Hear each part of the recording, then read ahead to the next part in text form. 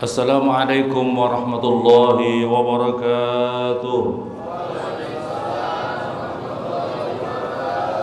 Allahu Akbar, Allahu Akbar, Allahu Akbar, Allahu Akbar, Allahu Akbar, Allahu Akbar, Allahu Akbar, Allahu Akbar, Allahu Akbar kabira, walhamdulillahi katsira, wa subhanallahi bukrata wa asila.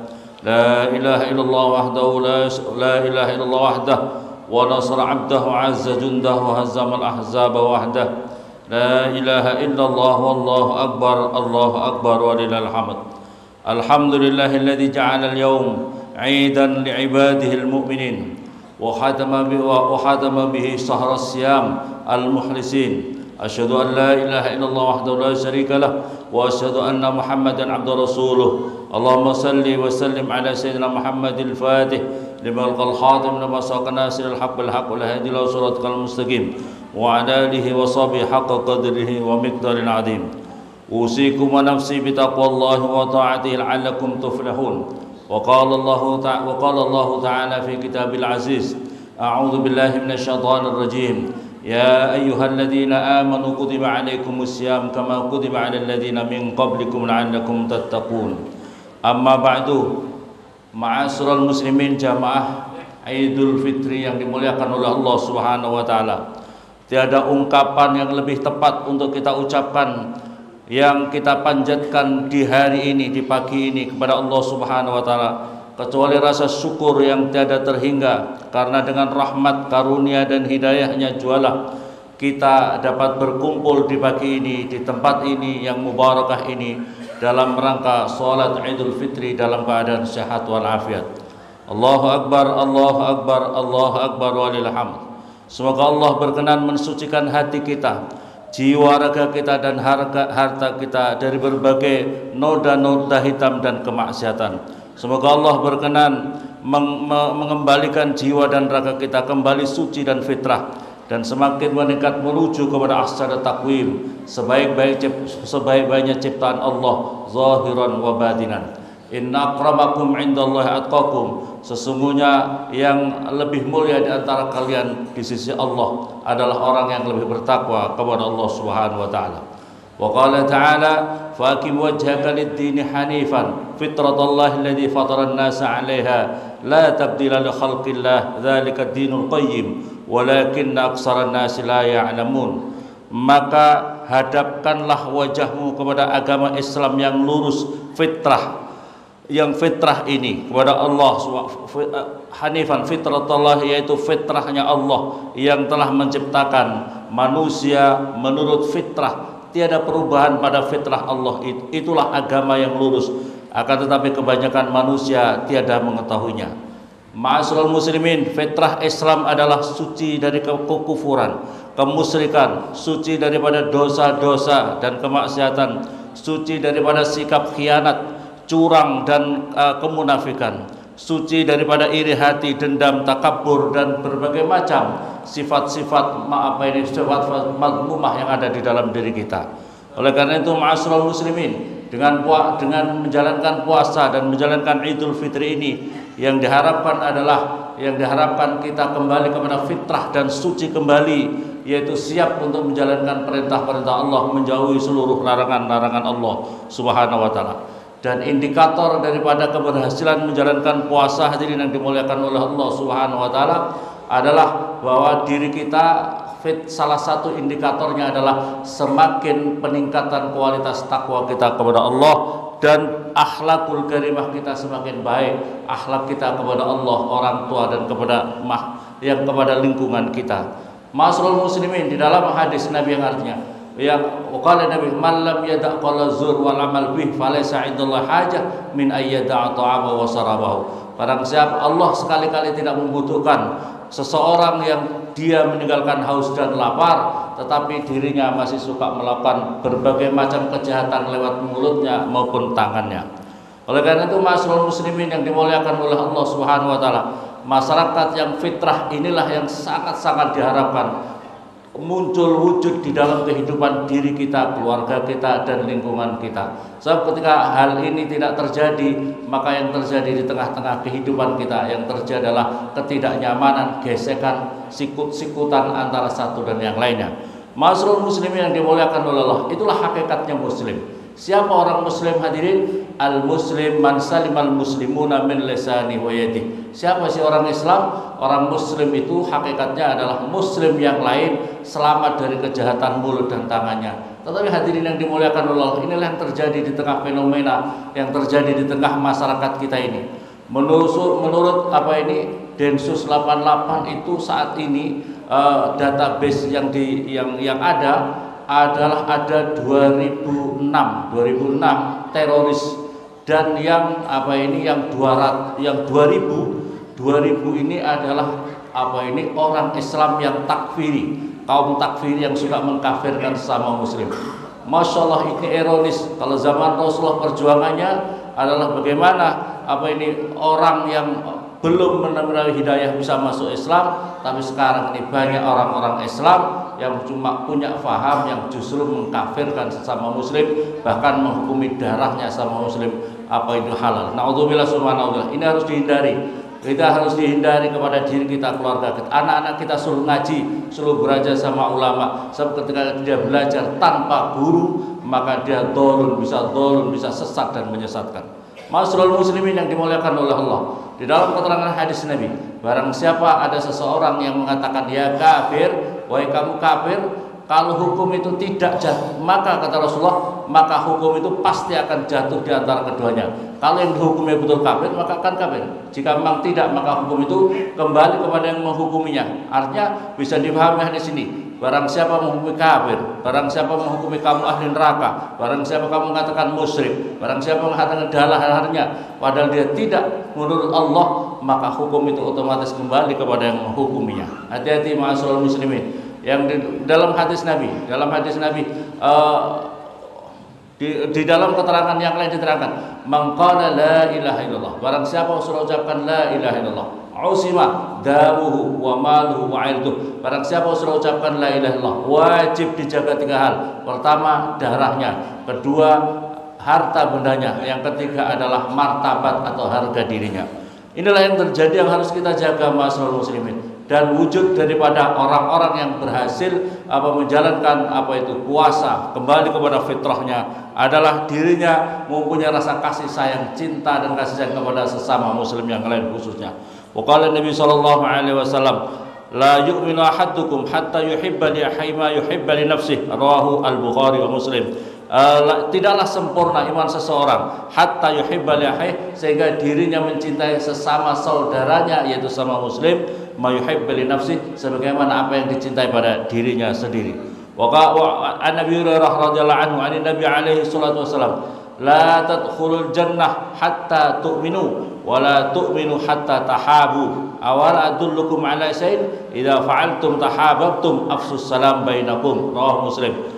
Tidak akan masuk surga hatta tu'minu, sehingga kalian beriman kepada Allah Subhanahu wa taala. Wala tu'minu, dan kalian tidak akan beriman hatta tahabu, sehingga kalian punya rasa kasih sayang, cinta dan kasih kepada sesama muslim. Awal adulukum, apakah tidak aku tunjukkan kepada kalian semuanya ala sayin, atas sesuatu, idza fa'altum, ketika kalian mengerjakan semuanya, tahabbtum, maka akan tumbuh rasa cinta dan kasih sayang kalian. Afsus salam, tebarkanlah salam bainakum, di antara kalian semuanya. Hadis diriwayatkan oleh Bukhari Muslim. Maka oleh karena itu jangan sampai kita terkena faham salah dan salah faham yang suka mengkafirkan sama muslim atau musyrikan, menghukumi ahli neraka sama muslim. Ma'asyiral muslimin yang dimuliakan oleh Allah Subhanahu wa taala. Dan di antara jihad kita ini hadirin yang dimuliakan oleh Allah Subhanahu wa taala adalah jihad melawan hawa nafsu kita. Jihad melawan hawa nafsu ini yang lebih berat hadirin yang dimuliakan oleh Allah. Rasulullah ketika selesai perang Badar, maka jawab Rasulullah, sahabat mengatakan, ya Rasulullah, kita mengalami perang yang sangat besar ya Rasulullah. Jawabnya Rasulullah, kita raja'na min jihadil asghar ila jihadil akbar. Kata Rasulullah, kita kembali dari perang kecil menuju perang besar. Apa itu perang besar ya Rasulullah? Apakah ada yang lebih besar daripada ini? Jawabnya Rasulullah, yaitu melawan hawa nafsu. Sekarang ini hadirin yang dimuliakan oleh Allah, betapa luar biasanya iblis menggoda kita dari seluruh penjuru. Di dalam apa itu? Di dalam janjinya iblis yang diabadikan di dalam Al-Qur'an, la'amla'anna jahannama minal jinnati wan nasi ajmain. Ya Allah, ini janjinya iblis. Pasti aku akan penuhi neraka jahanam itu dengan kebanyakan jin dan manusia. Katanya iblis, targetnya adalah per 1999 harus masuk neraka atau mampir di dalam neraka dulu. Di dalam hadis apa itu dalam Al-Qur'an juga diterangkan janjinya iblis, fa bi'izzatika la'ughwiyannahu ajmain. Dengan demi keagunganmu ya Allah, akan aku sesatkan semua keturunan anak Adam semuanya. Masya Allah, inilah janjinya iblis. Sekarang kita ini betapa luar biasa beratnya untuk menghadapi hawa nafsu ini. Syekh Fakhrul Razi pernah suatu ketika menyatakan, setiap orang mau mengamal baik, mau sholat jamaah, mau amal baik, sedekah, silaturahim, berbuat baik, maka setidaknya ada 70 setan gaib yang menggoda diri kita, yang menggoda lewat pori-pori kita, memasuki aliran darah kita. Kata Syekh Fakhrul Razi, maka betapa luar biasanya setan menggoda kita ini. Oleh karena itu, ma'asyiral muslimin yang dimuliakan oleh Allah, kita ini umat Islam sekarang ini godaan hawa nafsu sangat besar. Kita, anak-anak kita sekarang betapa susahnya untuk lepas daripada HP. Kitab suci kita ini Al-Qur'an, hadirin yang dimuliakan oleh Allah, tapi kita lebih peduli HP kita daripada Al-Qur'an. Kita lebih peduli mengotak-atik HP kita daripada belajar Al-Qur'an. Kita ini Masya Allah, kitab suci kita yang akan ditanya di dalam kubur itu adalah wa ma imamuka, apa pedoman hidupmu. Tapi kita lebih peduli HP daripada Al-Quran. Masya Allah, bagaimana kita paham Al-Quran kalau kita tidak mau ada belajar ngaji Al-Quran? Jangan kita orang tua bangga anaknya sudah selesai ngaji TPQ. Al-Quran ini perlu kita pahami dengan tafsirnya, dengan guru yang bisa membimbing kita dalam tafsirnya. Maka pentingnya apa itu putra putri kita belajar ngaji kepada ulama. Fasadun kabirun alimun mutahattikun wa akbar minhu jahilun mutanasikun. Yang lebih besar dua perkara di dunia ini yang membuat kerusakan itu ada dua hal. Yang pertama adalah fasadun kabirun alimun mutahattikun. Seorang alim yang membuat sembrono. Orang alim sudah bisa ngaji, sudah pernah pesantren, tapi tidak pernah mau mengajarkan ilmunya. Tidak pernah mau mengajarkan ilmunya kepada masyarakat, tidak bisa menjadi mursyidun lil ummah. Ini adalah kerusakan di muka bumi ini. Wa akbar minhu jahilun. Yang lebih besar daripada itu adalah jahilun mutanasikun, seorang bodoh tapi sok ahli ibadah. Sebab apa? Ketika dia sok berpenampilan ahli ibadah, dia dikira seorang alim, dia ditanya, kemudian dia berfatwa, dhalun mudhillun, sesat dan menyesatkan. Ma'asyiral muslimin yang dimuliakan oleh Allah Subhanahu wa taala. Di antara iblis, janjinya iblis di dalam Al-Qur'an, qala fa bima aghwaytani la'aqudanna lahum siratal mustaqim summa la'atainahum min bayni aydihim wa min khalfihim wa an aymanihim wa min syama'ilihim la tajidu aksaruhum la yashkurun. Surat Al-A'raf. Kata iblis, fabima aghwaytani, sebagaimana kau telah menyesatkan diriku, aku dilaknat, aku dijadikan orang ahli neraka beserta seluruh keturunanku, la'aqudanna lahum siratal, aku akan jadikan keturunan Adam itu hanya duduk saja, laqutanna lahum sirat, pada jalanmu yang lurus. Jadi tidak mau bergerak, hanya duduk saja, melihat saja. Ada majelis ilmu, ada majelis zikir, ada orang alim, hanya duduk saja, lihat saja. Tidak pernah mau ikut dalam kegiatan-kegiatan itu, tidak pernah ikut belajar ngaji, hanya duduk, hanya memantau, hanya melihat saja. Suratul summa la'atiyanahum, lantas aku datangi mereka, datangi maksudnya adalah digoda, min baini aidihim, dari hadapan mereka, wa min khalfihim, dari belakang mereka, wa an aymanim, kanan mereka, wa an samin, dari kiri mereka. La tajidu, tidak engkau temukan nanti keturunan anak Adam, aksaruhum la yashkurun, orang-orang yang tidak pandai bersyukur kepada Allah. Inilah janjinya iblis kepada kita. Ma'asyiral muslimin, oleh karena itu di dalam keterangan hadis Nabi, innama halaku ummati bittiba'il hawa, innama halaku ummati bisalas, sesungguhnya kehancuran umatku itu ada tiga hal yang menghancurkan, faktornya di tiga hal. Yang pertama apa? Bittiba'il hawa, memperturutkan hawa nafsu. Wa hubbis sana, terlalu suka pujian. Jadi kalau dia dipuji baru berjalan. Wa hubbid dunya, terlalu cinta dunia. Wa qala ta'ala fa amma man tagha wa asara al hayata dunya fa innal jahima hiyal ma'wa. Fa amma man tagha, dan bagi seseorang yang melampaui batas, wa asara al hayata dunya, dan dia lebih mementingkan urusan-urusan dunianya daripada akhirat, fa innal jahima hiyal ma'wa, maka sesungguhnya neraka jahim adalah tempat kembalinya. Ma'asyiral muslimin yang dimuliakan oleh Allah Subhanahu wa taala, Nabiullah Musa alaihi salam pernah melihat ada orang tua menangis, sedih, bermunajat kepada Allah dengan menangis dalam doanya. Dalam perjalanan safar beliau Nabi Musa, lantas beberapa jam kemudian beliau melihat, beberapa waktu berikutnya ternyata Nabi Musa masih melihat ada orang tua itu yang masih duduk bersimpuh bermunajat kepada Allah dengan menangis tadi. Maka kemudian Nabi Musa berdoa, ya Allah, kabulkanlah doanya orang tua ini. Kelihatannya dia bersungguh-sungguh bermunajat kepadamu, menangis kepadamu ya Allah. Tapi jawabnya Allah Subhanahu wa taala jawabnya Allah Subhanahu wa taala, sekali-kali dia tidak akan aku ampunkan dosa-dosanya. Sekalipun punggungnya menjadi bungkuk, sekalipun air matanya berubah menjadi air mata darah. Kenapa ya Allah? Kenapa ya Allah? Karena di dalam hatinya dia lebih mementingkan urusan dunia daripada urusan akhirat.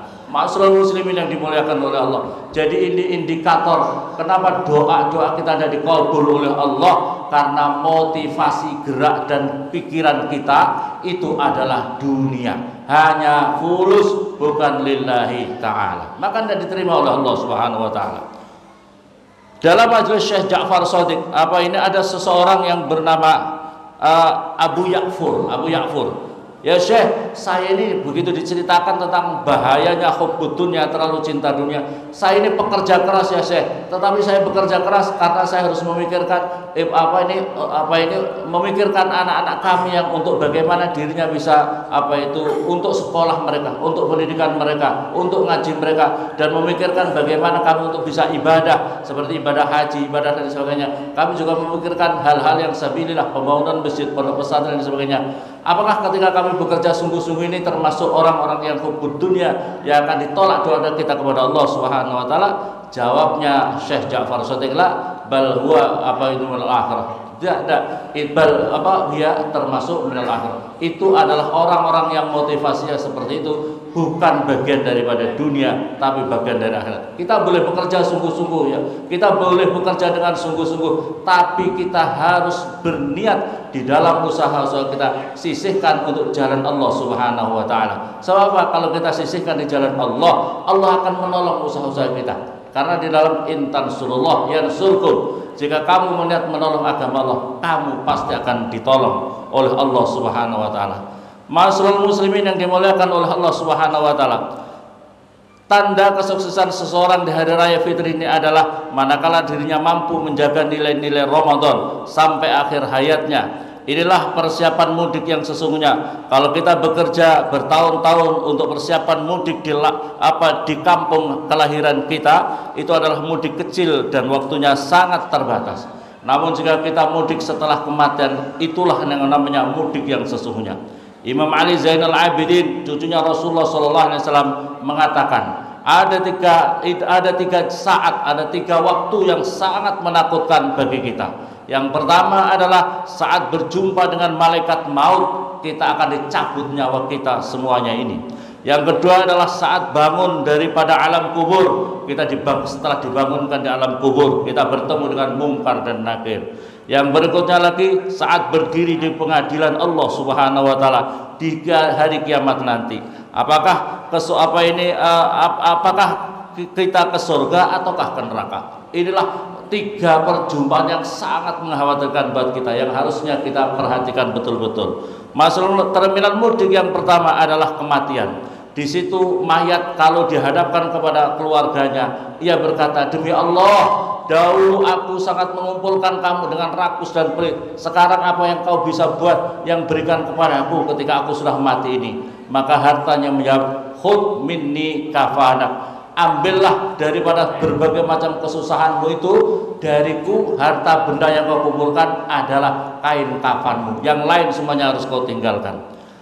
Yang berikutnya lagi, kemudian mayit dipertemukan dengan keluarganya. Ia memandang penuh harap pada mereka.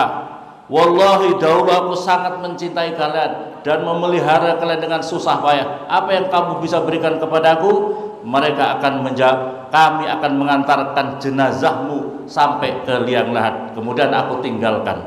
Setelah itu ia melirik kepada amalnya. Ia berkata, demi Allah, dahulu aku membencimu karena kamu adalah beban yang memberatkan diriku. Apa yang bisa kau berbuat untukku?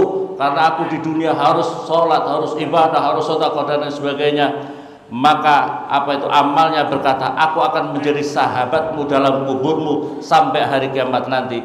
Bila yang mati itu pecinta Allah, pecinta Rasulullah, pecinta ulama, pecinta ilmu, pecinta amal soleh, maka ia akan menjemput kita dengan seseorang yang sangat harum baunya, yang yang paling indah wajahnya, paling bagus pakaiannya, yang menghibur kita sampai hari kiamat nanti. Itulah sahabat kekal kita nanti sampai di hari kiamat, yaitu amal-amal kita, amal kebaikan kita di dunia ini. Namun jika si mayit itu adalah orang yang sangat jahat, ahli maksiat, suka tinggalkan sholat, tiada pernah infak dan sedekah, maka dia akan menjemput kita seseorang yang sangat berbau busuk, yang sangat jelek rupanya, yang menakutkan orangnya. Maka kamu siapa? Kamu siapa? Aku adalah amal-amal jelekmu di dunia. Ketika kamu ada di dunia, aku adalah menjadi temanmu sampai hari kiamat dan yang akan menjerumuskanmu ke dalam neraka jahanam nanti. Naudzubillah summa naudzubillah min dzalik. Ma'asyiral muslimin, pada suatu saat Rasulullah melihat pekuburan. Beliau menyapa penghuni-penghuni kubur. Wahai ahli kubur, tahukah kalian apa yang terjadi sepeninggal kalian? Istri-istri kalian sudah dinikahi oleh orang lain, harta-harta kalian sudah dibagi-bagikan. Bagaimana kabar kalian? Rasulullah bersabda, sekiranya mereka bisa menjawab, mereka akan berkata bahwa sebaik-baiknya bekal adalah takwa kepada Allah, amal soleh, akhlakul karimah, memperbanyak amal sedekah di muka bumi ini.